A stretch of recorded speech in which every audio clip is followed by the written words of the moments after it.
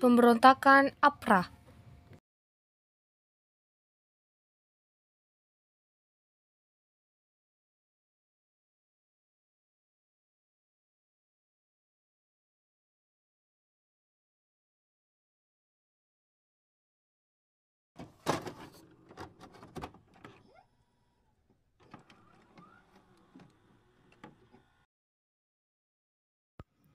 Pemberontakan APRA terjadi pada tanggal 22 Januari 1950 sampai 23 Januari 1950 di bawah kepemimpinan Raymond Pierre Westerling.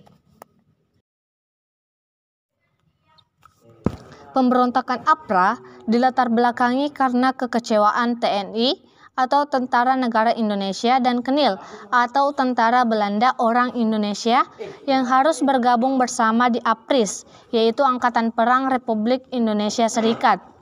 Hal tersebut dimanfaatkan oleh Raymond Westerling untuk menghimpun bekas KNIL yang kecewa dan membentuk APRA. Westerling memimpin APRA dan menuntut agar APRA dijadikan sebagai tentara negara Pasundan. Westerling melakukannya karena pada saat itu sudah ada gejala kembali ke NKRI atau Negara Kesatuan Republik Indonesia. Sedangkan Westerling menginginkan Indonesia tetap berbentuk serikat agar Indonesia terpecah belah. Peristiwa pemberontakan APRA merupakan suatu kejadian pemberontakan yang berlangsung di Bandung pada 23 Januari 1950 silam.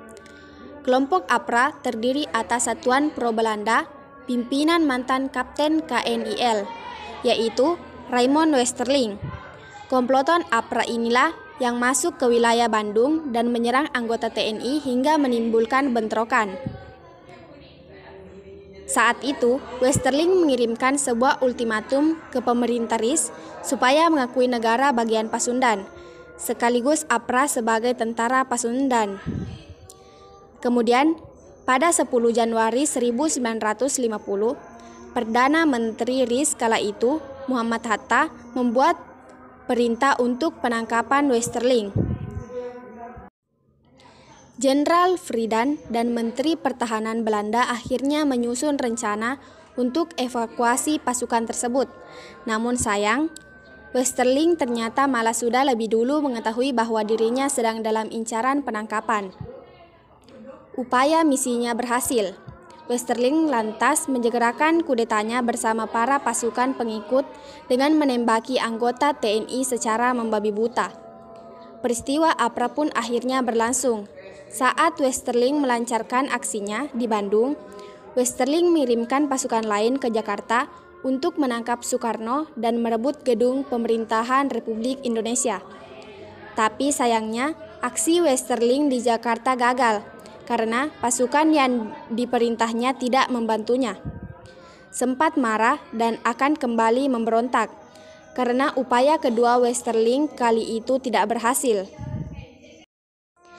Meskipun berlangsung singkat, tetapi pemberontakan yang dilakukan oleh Westerling membuat banyak anggota TNI gugur dan cukup membuat pemerintah Indonesia terpukul.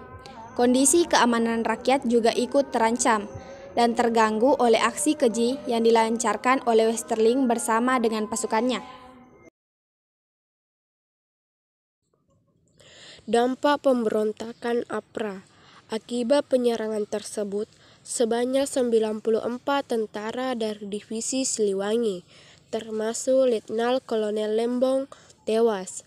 Pemberontakan ini juga berpengaruh kepada kondisi keuangan negara dan keamanan rakyat. Walaupun begitu, dampak positif dari peningkatan dari rasa saling memiliki, persatuan dan kesatuan dari seluruh masyarakat Indonesia juga kembali muncul akibat peristiwa tersebut. Nah, pemberontakan APRA telah dibahas tuntas. Kami berharap melalui video ini teman-teman dapat memahami awal hingga akhir dari proses pemberontakan APRA. Akhir kata, sekian dan terima kasih.